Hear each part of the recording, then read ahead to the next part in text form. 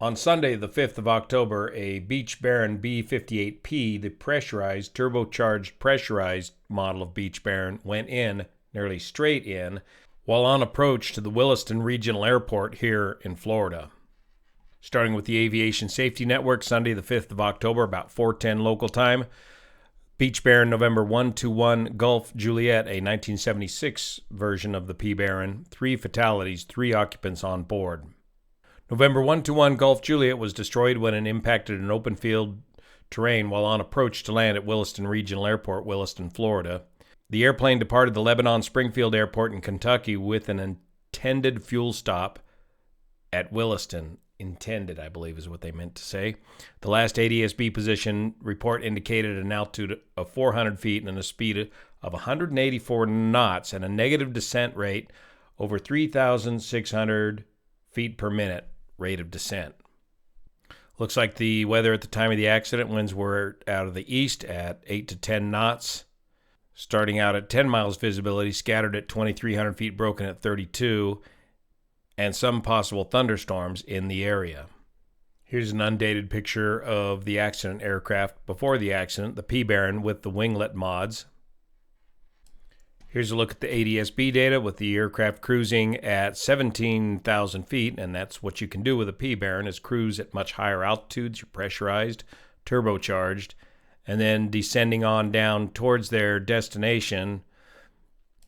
This initial descent starting a little over 200 knots and 1,000, between 1,000 and 2,000 feet per minute on this initial rate of descent. That looks like just about 1,000 feet per minute. There's 1,300. And we're looking over here for the rates of descent, by the way. 1,300 feet per minute. But he brings the aircraft down to about 1,400 feet and then levels off just fine and begins slowing down towards 160, 159 knots at 1,400 feet. Does a slight turn heading for the airport located right here.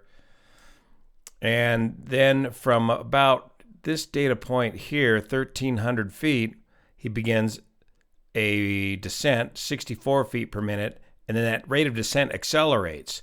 640 feet per minute, boom, 2,200 feet per minute. He's at pattern altitude. He should be below any weather in the area at this time. And look at that, 2,800 feet per minute, 3,400 feet per minute, 3,900 feet per minute, and the last data point right at 4,160 feet per minute and 194 knots.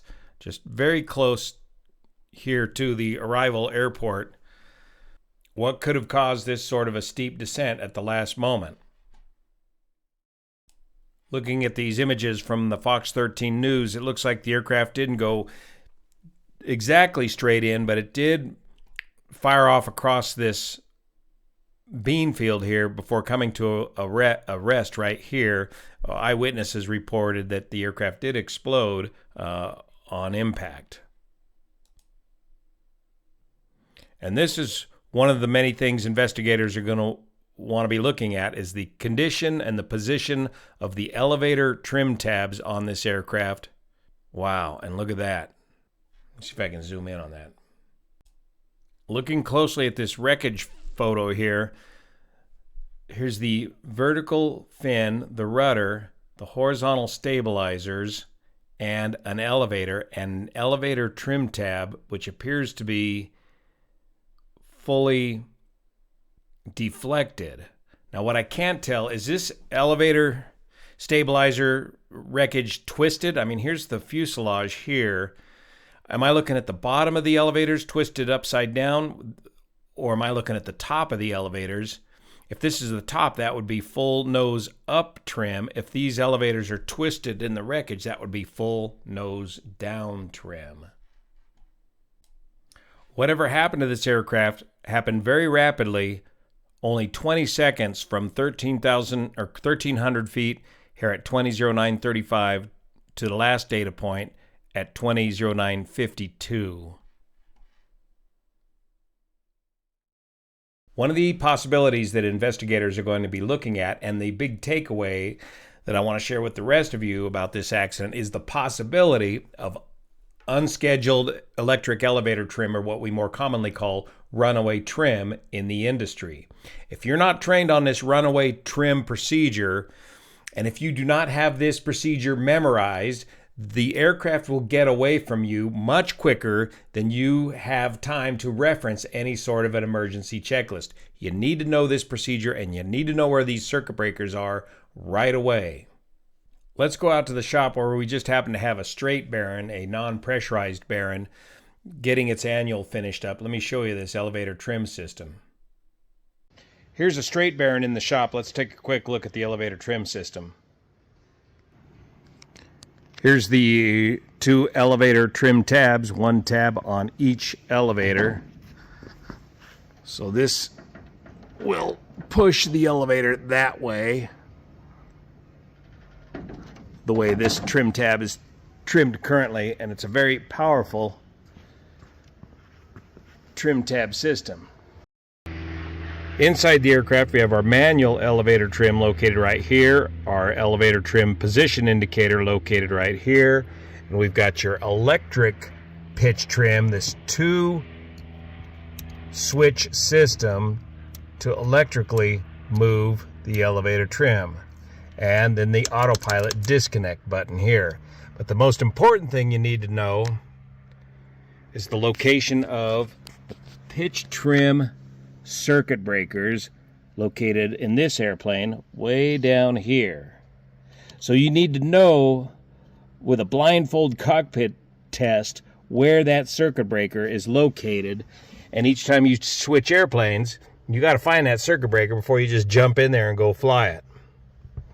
And you would think that this system's so important, the trim circuit breaker would be located over here in this panel, but it's not. It's way over here.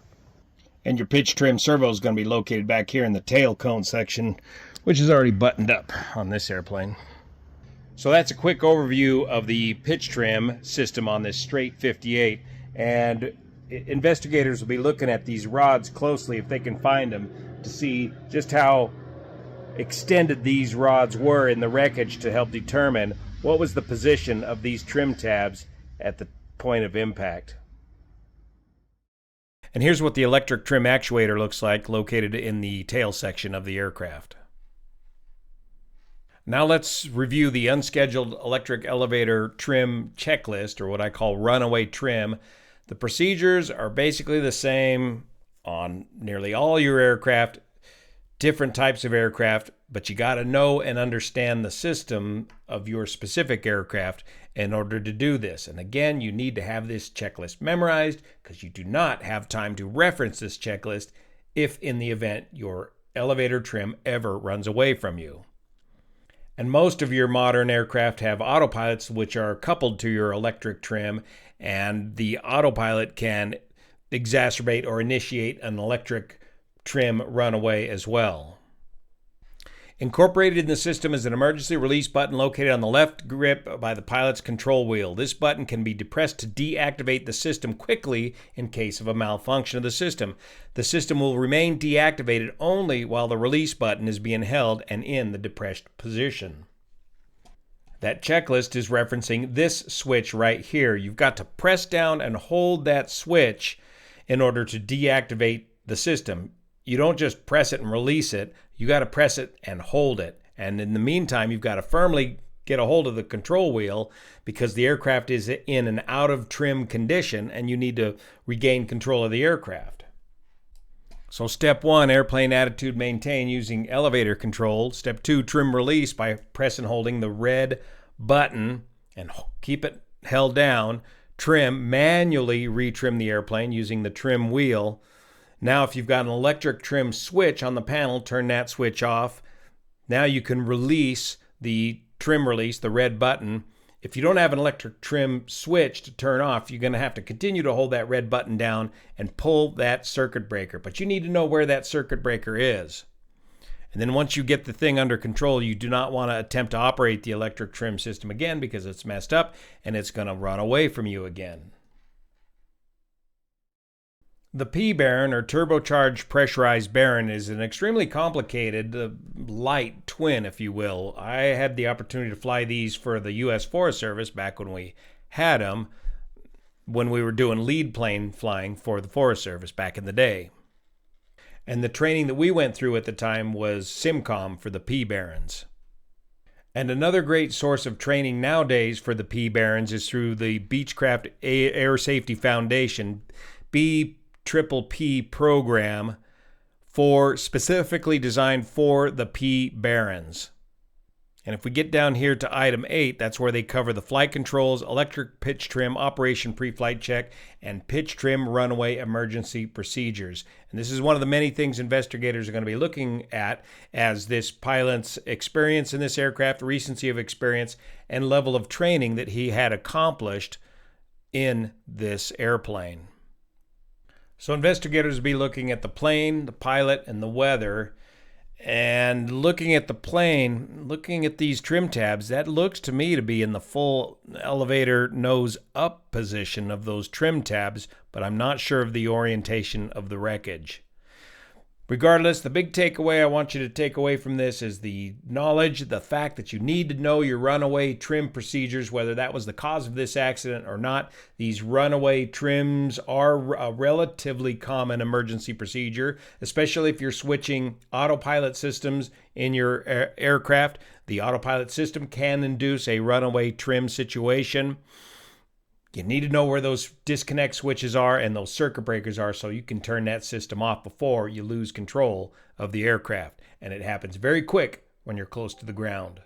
Thank you so much for your support of this channel, especially the folks over on Patreon that make this content possible. See you here.